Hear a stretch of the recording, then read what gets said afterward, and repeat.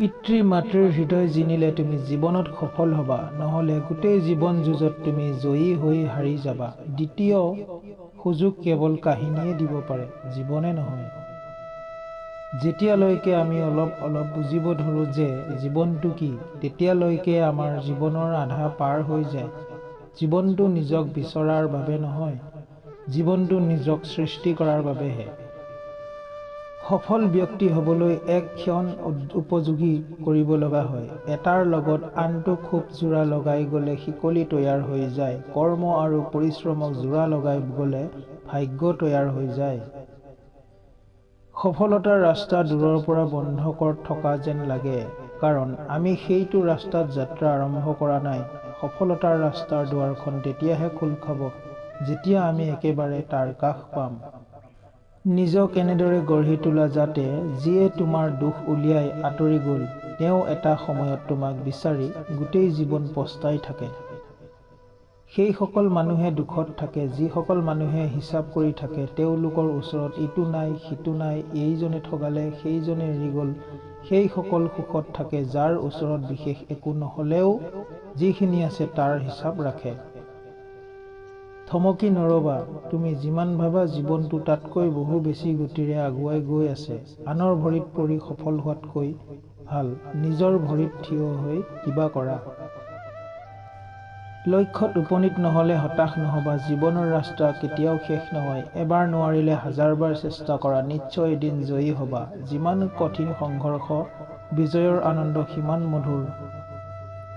যি পাইছা সেইখিনিতেই সন্তুষ্ট থাকা। অলপ বেছি পাই অহংকাৰ নকৰিবা, কাৰণ পোৱাৰ আনন্দ কেইদিনমানহে থাকে, নোপোৱাৰ বেদনা আজীৱন থাকে।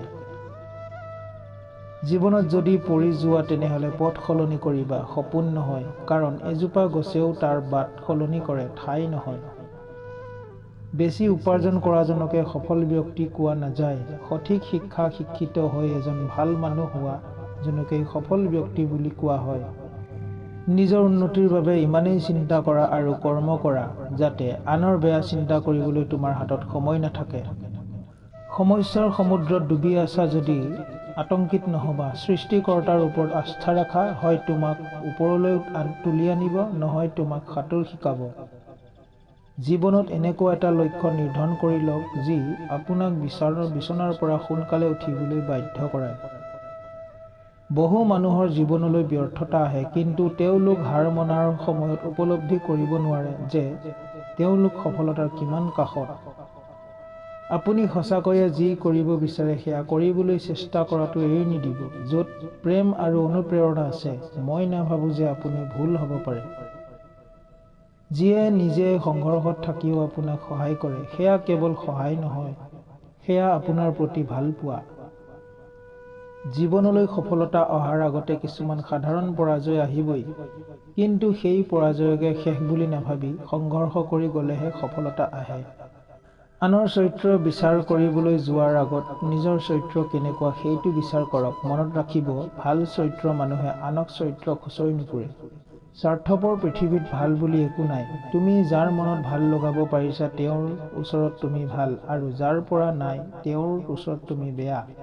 দায়িত্ব আছে, পালন কৰি আছো। মনত দুখ আছে, তথাপিও হাঁহি আছো। জীৱন লাগিলে যেনেকুৱাই নহওক, মানুহে সুধিলে কওঁ ভালেই আছো। ধনী হ'ব পাৰোঁ,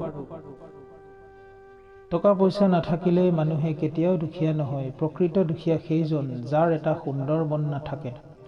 এয়াই মানুহৰ পৰিচয়। বিশ্বাস কৰিলে আঘাত দিয়ে, ক্ষমা কৰিলে দুৰ্বল বুলি ভাবে, আশ্ৰয় দিলে মূৰত উঠে, ভালপোৱা উপদেশ দিলে আঁতৰি যায়, সন্মান কৰিলে চাকৰ বুলি ভাবে, উপকাৰ কৰিলে অহংকাৰ কৰে।